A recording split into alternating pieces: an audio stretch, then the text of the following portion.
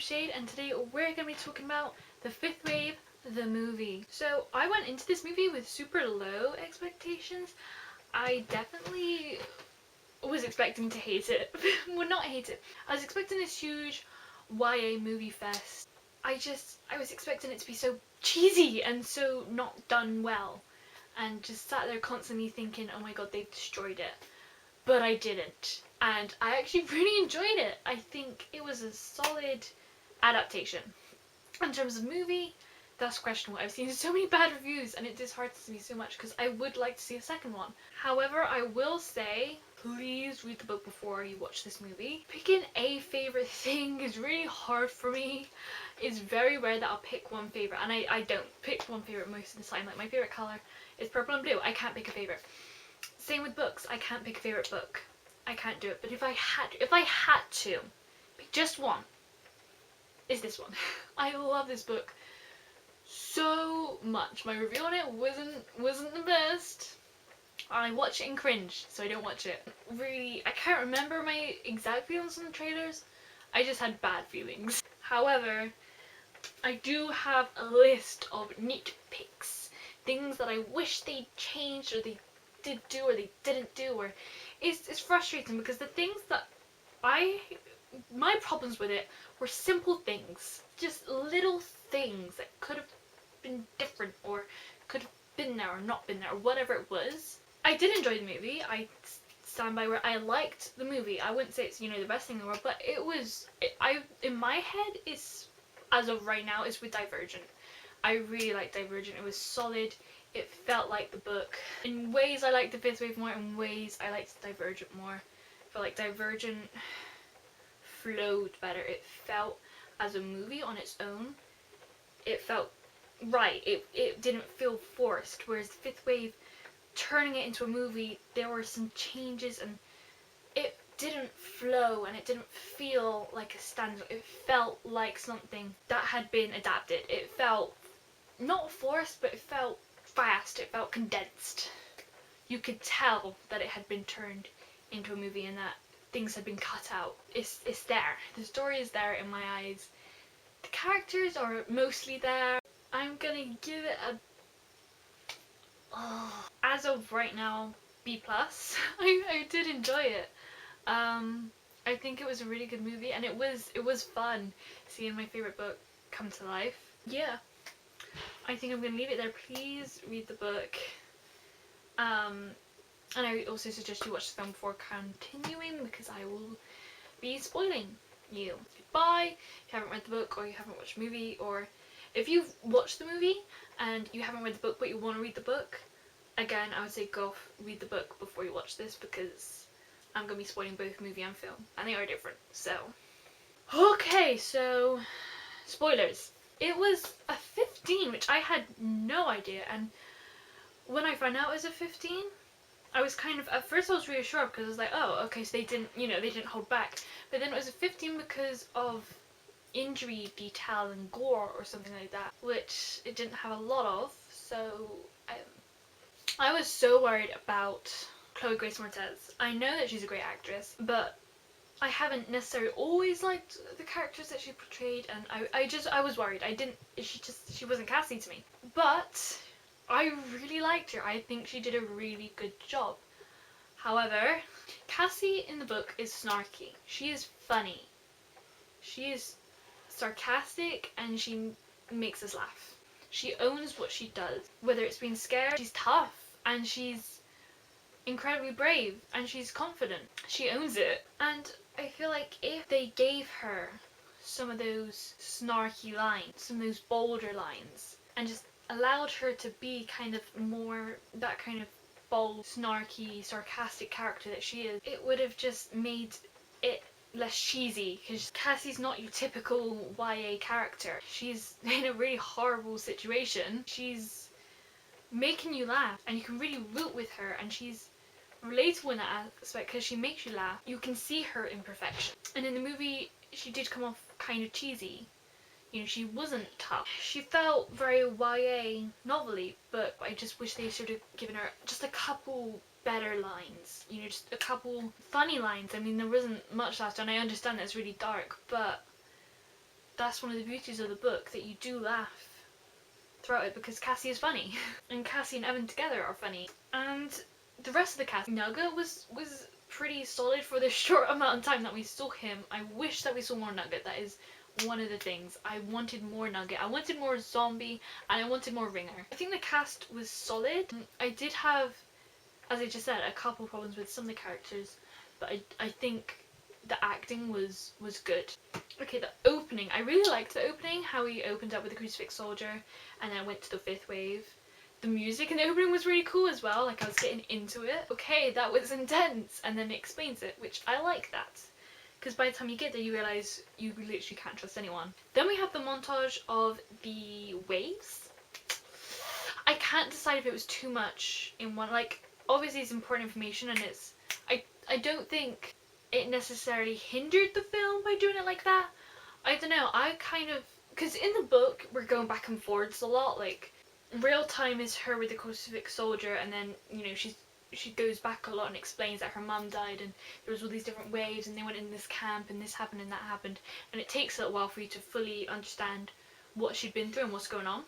That was one of the reasons why, you know, you had to figure things out, because you didn't know entirely the whole story. She would go back every now and then and you were learning as you were going. Like, it went to her being like a normal teenager and I was like, okay, well, this is cheesy, but whatever. And then she sung to her little brother, and for a minute there I thought we were in the Hunger Games, but it's okay because they came back to it later and it worked and we got some humour out of it, so good.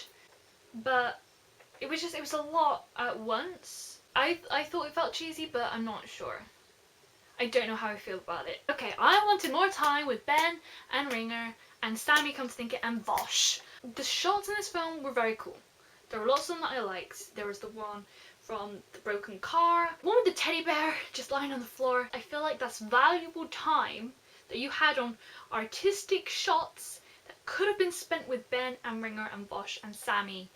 They were half of the book and we were just spent so much time with Cassie and Evan. We didn't really see enough time with Ben and Ringer, and so their characters didn't really develop. It was a big thing that Ben was weak. He had the virus. He was this footballer from high school, you know, he wasn't anyone. He was Vosh's clay and Vosh would make him strong. He and Ringer, they grew to like each other and they had a relationship. She was so smart. The tracker thing, she figured out the tracker thing before they even went to the mission. And I'm not saying that Ringer should have necessarily, you know, figured it out, but I feel like we didn't see them enough because they're a big part. And I want to see more time with Vosh. He's a big part. He's the big villain, and we spent no time with him. We didn't really get a grasp for him as a villain. We didn't get his mental what's going on. If they were to do a second movie, they could redeem these things. There was so much wasted time with cheesiness. When Evan came to the base and started blowing things up, he and Cassie had this cheesy little spiel when they kissed, and no! It felt like a YA movie, and it didn't feel real, and you know, there's all this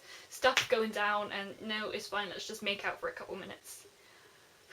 Ringer and Ben, and there was that scene where they fought. The deal was that if Ben got Ringer down, then she would teach them to shoot, and that was over in like 30 seconds. I was really sure we didn't spend a lot of time with them. I felt like if we did, it would have mended a lot of things. It would have taken out some of the cheese, and it would have really aided their characters, and we would have got a bigger feel for the whole story, and we would have seen the aliens more, which is an important part of the book. I feel like it would have made it less predictable, because I feel like when, you know, it is finally revealed that the soldiers are in fact aliens, it was predictable.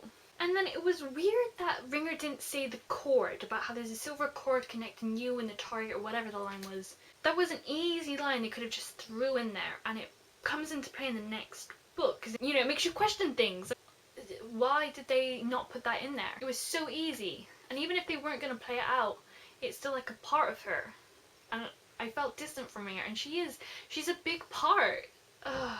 Think, well, you know what, that's not relevant, or whether they're just going to completely get rid of all of the mind games and all the mysteries in general. I mean, there was some mystery, like trying to figure out what's going on in the sense of the aliens and such, but it wasn't as big as it was in the book. We were so paranoid in the book, and we felt like we were such a part of it, and obviously it's hard to translate that in the film, but I feel like the paranoia, they could have made us feel paranoid and on edge, but it was definitely intense, so, you know, give them points for that. And in terms of the mind games, I know it's hard to do it. The biggest thing for me was I felt like the aliens was predictable and the Evan thing was predictable, and in the book you're going back and forth because you know that they're aliens because of the green orb thing. You get so convinced spending all that time with Ringer and Ben and Sammy and Vosh that you convince yourself actually no they're not. This is a lie. I'm actually really annoyed about Vosh. Obviously we didn't know he was an alien, which is I think why they did it.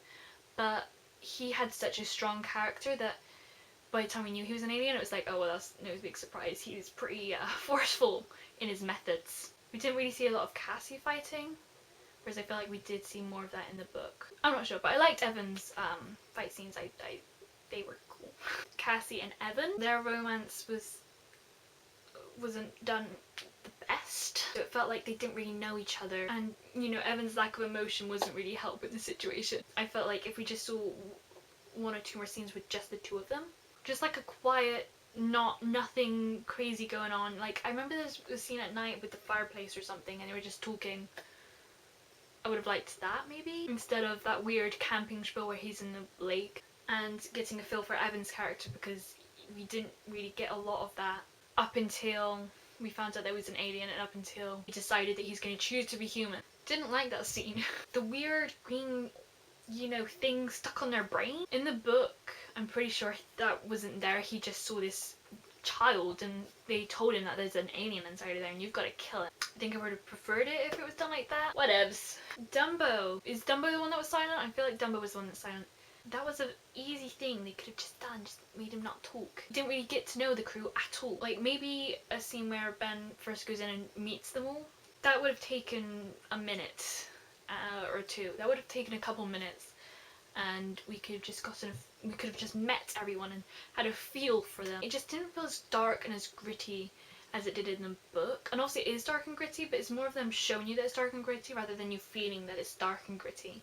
Yeah, I feel like the pacing at times was odd, but that was more to do with the weird shots. Sammy was so young. I wish we did see him more.